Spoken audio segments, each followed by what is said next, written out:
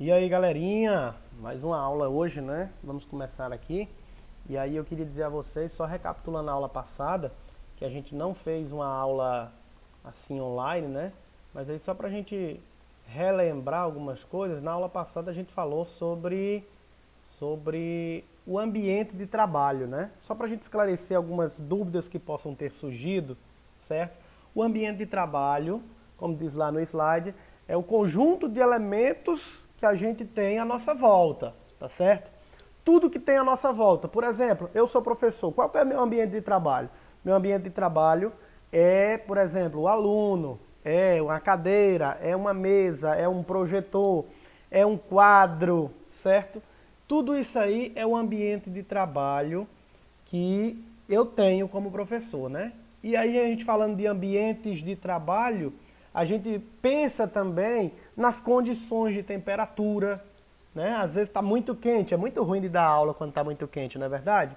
Quando o ar-condicionado pifa, é muito ruim, não é verdade? Quando a iluminação está baixa, né? Então, são algumas coisas que fazem o ambiente de trabalho. A pressão, a temperatura, a iluminação, né? A limpeza, quando a gente vai analisar. Quando está limpo, as coisas ficam melhores, não é verdade? Então, tudo isso aí constitui o nosso ambiente de trabalho. Quando eu falo de pressão, por exemplo, quando uma pessoa que trabalha no fundo do mar, né? Você sabe que quando a gente desce o fundo do mar, aí a pressão aumenta, né? Porque a pressão normal dos nossos ouvidos, ou a pressão normal atmosférica, ela é ao nível do mar. Quando a gente baixa do mar ou sobe demais, isso aí a pressão muda também, né, gente? Então é impossível imaginar, melhor, já é possível imaginar que os trabalhadores fiquem livres de atividades assim que mexam com a sua integridade física, né? Que coloquem em risco a sua integridade física, a sua saúde. Nós já estamos até chegando lá, né? Hoje lá na China, nos Estados Unidos, já tem robôs que fazem praticamente tudo. Eles descem no vulcão para colher a amostra do solo, por exemplo, né? Em vez de ser uma pessoa, que antigamente tinha que ser uma pessoa. E hoje já não é mais uma pessoa, já é um robô. As coisas já estão evoluindo.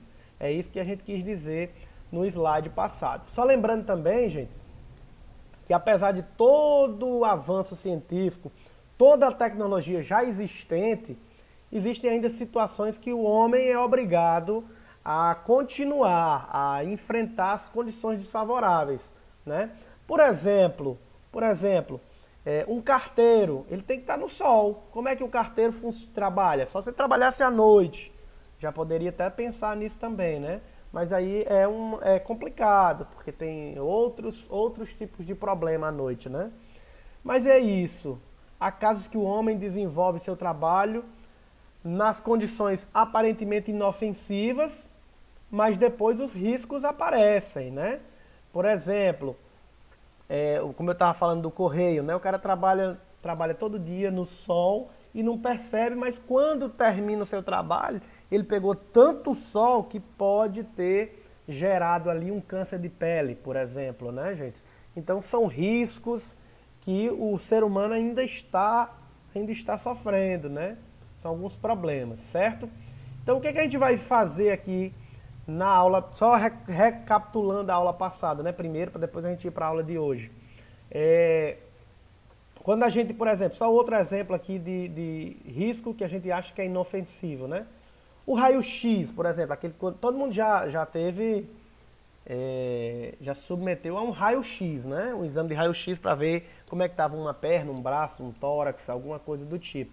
Nada a gente sente, nem a gente vê nada sair do aparelho, mas a gente sabe que tem uma alta carga de radiação, de energia eletromagnética que a gente não percebe, mas que passa por nós. E essa radiação, para a gente que está fazendo uma vez, não é prejudicial, né? Mas se você ficar ali todo dia, como o caso técnico de radiografia, por exemplo, né, que trabalha com isso, se você ficar lá todo dia, aquele trabalho dele vai prejudicar ele, né? Então, a gente tem várias situações de riscos, né? De riscos. São alguns deles que não são captados pelos sentidos, né? Pela audição, pela visão, pelo olfato, pelo paladar e pelo tato, mas faz com que o trabalhador ele ache que não está ameaçado, mas inconscientemente do perigo ele não dá importância e aí pode prejudicar a sua vida mais para frente. Certo, pessoal? Então, nós temos vários tipos de risco à saúde, certo? E aí, ainda da aula passada, os tipos de saúde são os riscos físicos, biológicos, químicos, ergonômicos e ocupacionais. São 5: físicos, biológicos, químicos, ergonômicos e ocupacionais. Quando a gente fala de risco físico, é todo aquele risco que não são agradáveis ao ser humano, vamos dizer assim. Por exemplo, o nível de barulho, de ruído muito alto, a temperatura muito alta, a temperatura muito baixa, elas não são agradáveis, né, ao ser humano. Quando está muito frio, é muito ruim de trabalhar. Quando está muito quente, também é muito ruim de trabalhar, né? Então, quando a gente vê, né, os riscos, a gente pode analisar tudo isso. Por exemplo, muito barulho. Um ambiente que tem muito barulho, né, é ruim de trabalhar. Então, se você for analisar, quando a gente vai ver um risco físico, é um risco físico aquele cara que trabalha na britadeira, quebrando ali o asfalto, né, fazendo barulho lá do asfalto para quebrar o asfalto e tal. Então, por isso que tem uns decibelímetros, tem um medidor que chama-se decibelímetro, que mede o ruído, certo? E aí tem uma taxa, né, para que o cara não precise usar EPI, né? Ou então mesmo usando, receba aí um valor a mais no seu salário, que a gente vai falar posteriormente, que é a insalubridade, certo? Mas voltando ao assunto aqui, também pode ser quando está muito quente, quando está muito frio, né? A temperatura, radiação, raios infravermelhos, tudo isso aí são riscos físicos que os trabalhadores estão aí diante de tudo isso, tá certo? Voltando agora para a aula nova, né? A nossa nova aula, a aula número 5, certo? Não é Jequiti, tá? Eu passei aqui, mas não é Jequiti não, tá certo? Então o que a gente diz? Para começar, a gente vai falar sobre os poluentes, né? O que são os poluentes? Aquilo que polui, é óbvio, né? Os poluentes, eles atuam direta ou indiretamente na qualidade de vida do ambiente de trabalho. O poluente pode prejudicar muito a saúde do trabalhador, que vai estar exposto sem nenhuma proteção para aquele poluente. Então, os poluentes eles se classificam em primários, secundários ou fontes naturais, certo? Primários, secundários e fontes naturais. O que são os primários, os poluentes primários?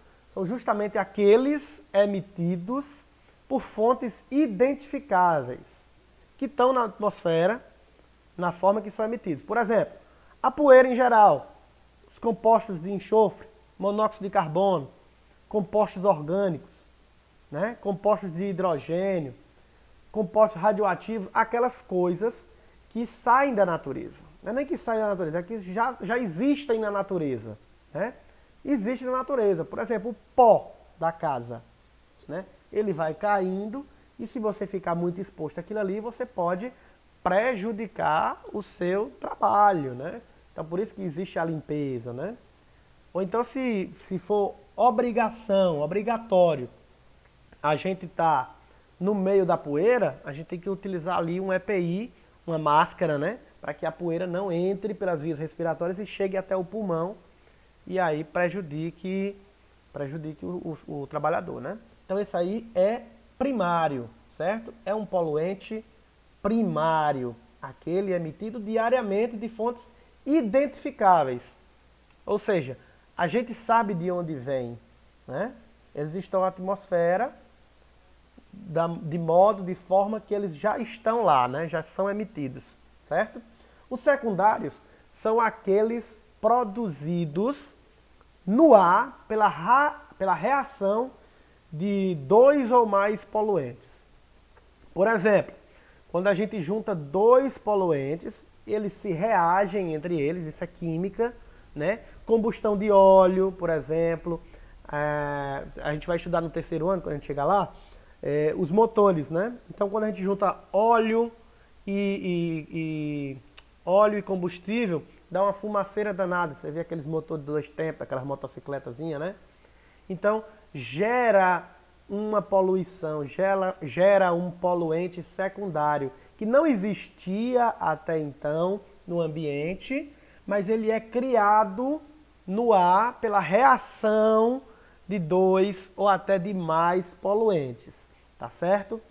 E por último, nós temos aí as fontes naturais de poluentes, que são, é claro, a vegetação, o solo, o mar, né, os pólens das flores.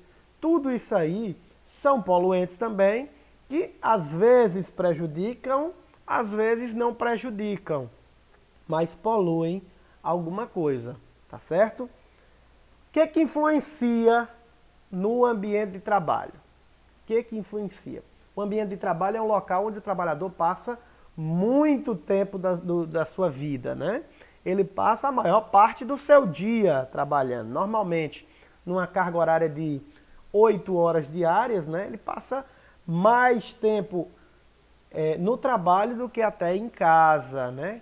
Se a gente for considerar as horas perdidas no transporte coletivo, aí tem gente que, por exemplo, em São Paulo, ele sai 5 da manhã para chegar às 7 horas no trabalho, né? E se a gente for contar aí, ele só chega em casa para dormir. Aí já dorme, já 5 horas, já levanta de novo, já começa um trabalho de novo. Então, se a gente for contar, até com as horas de transporte, a gente passa muito tempo fora de casa, no ambiente de trabalho. Não é verdade? Por isso que o ambiente de trabalho, ele precisa, ele merece essa atenção, principalmente do SESMIT, que é o Serviço Especializado de Engenharia e Segurança e Medicina do Trabalho. Então, tem alguns fatores que influenciam no trabalho. Às vezes você está trabalhando, mas tem algumas coisas que podem prejudicar o ambiente de trabalho. A primeira coisa que a gente vai ver agora são os fatores meteorológicos. Os fatores meteorológicos, os topográficos, né?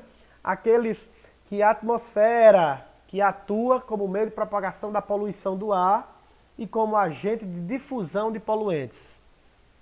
Por exemplo, chuva, aí atrapalha, né? A gente está querendo chegar no trabalho e não consegue chegar por quê? Porque está chovendo, é muita água, umidade, temperatura, são os fenômenos da natureza, né? São alguns fenômenos da natureza que fazem com que o trabalhador ele possa se prejudicar no ambiente de trabalho. Por exemplo, também, a gente volta lá ao carteiro que trabalha sol a sol, né? Mas aí quando começa a chover, como é que ele trabalha? Então é um prejuízo, é um fator que pode influenciar no ambiente de trabalho, certo? Por exemplo, a temperatura, né? A umidade do ar, às vezes está muito úmido, às vezes está com pouca umidade. Quando está com pouca umidade, até o nariz da gente começa a sangrar, fica muito complicado, tá, gente? Então é muito complicado os fatores meteorológicos, né? Os ventos são muito importantes porque determina para onde vai a poluição, né? E a velocidade vai ser muito importante para que essas substâncias se diluam, né? Se separam. Quanto mais vento, melhor para a poluição, né? Assim, menos ataca, né? A poluição fica mais fraca quando tem mais vento, né?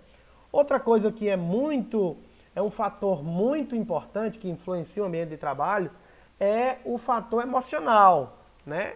E aí a gente vai analisando que às vezes você está trabalhando, mas está com um problema em casa. Um problema, por exemplo, um problema do coronavírus agora, por exemplo, você fica muito preocupado com o coronavírus, com sua família, e aí quando você vai trabalhar, você fica lá pensando e pode atrapalhar o ambiente de trabalho, né? é natural que o trabalhador leve os problemas pessoais para o ambiente de trabalho. Então não tem como fingir que está tudo bem, quando na verdade não está. Quando a gente, por exemplo, perde um ente querido, quando tem uma desilusão amorosa, o famoso chifre, né? Então, são muitos problemas emocionais que podem atrapalhar o ambiente de trabalho, né? Esses fatores são grandes responsáveis pelo aumento do absenteísmo, que é o quê? É as faltas no trabalho, os atrasos, né? E também o presenteísmo, que é aquele funcionário que está presente, mas ele não consegue produzir nada. Ele está lá, mas não quer trabalhar, ou então está lá só para cumprir o horário, porque ele não consegue trabalhar por fatores emocionais. Então, é até considerado problema grave, né? Porque isso aí vai gerar doença, vai gerar acidente do trabalho.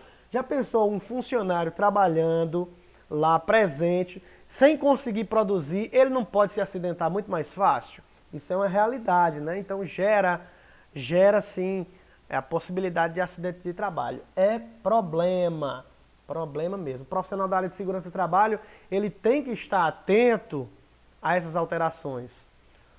E propor as medidas que favoreçam a melhoria contínua do ambiente de trabalho, propondo assim campanhas, palestras de motivação para colaboradores, estudo do clima, melhorias de qualidade de vida, readequação. Então, tudo isso aí é importante. São fatores que prejudicam, que influenciam o ambiente de trabalho, tá certo?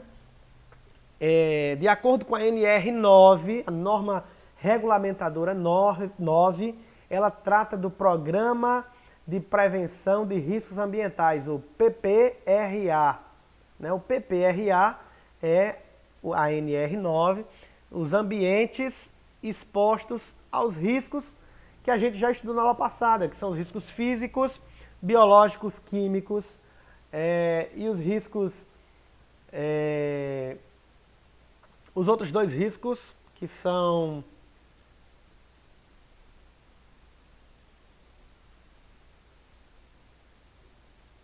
bom, e aí a gente tem aqui os riscos físicos, ruídos, vibrações, pressões anormais, os biológicos, que são as bactérias, fungos, os bacilos, parasitas, né? Os riscos químicos, que são as substâncias, compostos ou produtos que podem entrar ou penetrar no organismo pela via respiratória. São vários riscos ambientais que a gente tem, né? E eles podem, principalmente nos químicos, eles podem vir em forma de poeira, de fumo, de névoa, de neblina. Aí você pergunta assim, mas professor, o que é poeira, fumo, névoa, neblina? Qual que é a diferença entre elas? Olha só, o fumo é considerado aquela partícula que é sólida, mas que é menor do que 1 milímetro. É chamado de fumo. A partir de 1 milímetro, as partículas sólidas, a partir de 1 milímetro, são consideradas poeira. Então, antes de ter 1 milímetro, ela é chamada de fumo. Depois de 1 milímetro, ela é chamada de poeira, certo? E névoa são as partículas líquidas, né, que no caso, maiores ou menores do que 1 milímetro, certo? Névoa é diferente porque é líquido, né? E o fumo e poeira são sólidos, certo? Essa é a grande diferença aí da classificação das partículas sólidas e líquidas, tá certo? Bom, voltando aqui às condições de um ambiente de trabalho, a gente vê a NR17, que vai tratar da ergonomia, certo? As condições ambientais de trabalho que devem estar adequadas às características psicofisiológicas dos trabalhadores e a natureza do trabalho a ser executado. Se a gente for analisar, a NR17 ela é muito importante porque ela mostra como você deve se comportar no trabalho. Não é nem se comportar na questão de ser adulto ou criança, não é isso. é de se comportar no seu físico. A sua postura, ela é muito importante para que você não tenha um problema ergonômico, né? Então, dos locais de trabalho, onde são executadas as atividades que exigem um esforço intelectual, principalmente aqueles que se sentam ali no computador e passam o dia inteiro no computador, às vezes fica com... vem aquela LER, né? LER, que é lesão por esforço repetitivo, né? Você fica ali só digitando, isso aí pode prejudicar você. Se você sentar de maneira errada, pode lhe prejudicar. Então, nesses locais onde são executadas atividades que exijam um esforço intelectual, uma atenção constante, né? Como, por exemplo, uma sala de controle. A gente vai ter a oportunidade de ir lá na Cajuína, a gente vai ver a sala de controle, o pessoal fica olhando ali parado, nos laboratórios, nos escritórios, são recomendados as condições de conforto. Aí tem uma norma brasileira regulamentadora, do Inmetro, que diz que para trabalhar num espaço como esse, tem que ter, por exemplo, o nível de ruído bom. Não pode ser muito ruído não, senão você não consegue se concentrar. A temperatura, ela tem que estar boa, entre os 20 e os 24 graus, porque se estiver muito quente, você se prejudica, você fica desconcentrado. Se tiver muito frio, você também se desconcentra, né? A velocidade do ar também muda, a umidade relativa do ar também muda. Então tudo isso aí é o que a gente pode analisar com relação aos poluentes, com relação ao ambiente de trabalho. Tá certo, pessoal? Dúvidas? Pode perguntar agora, que eu estou à disposição aqui durante essa aula online. E posteriormente também estou no Facebook, no Facebook não, desculpa gente, no Instagram não, como é o nome do bicho?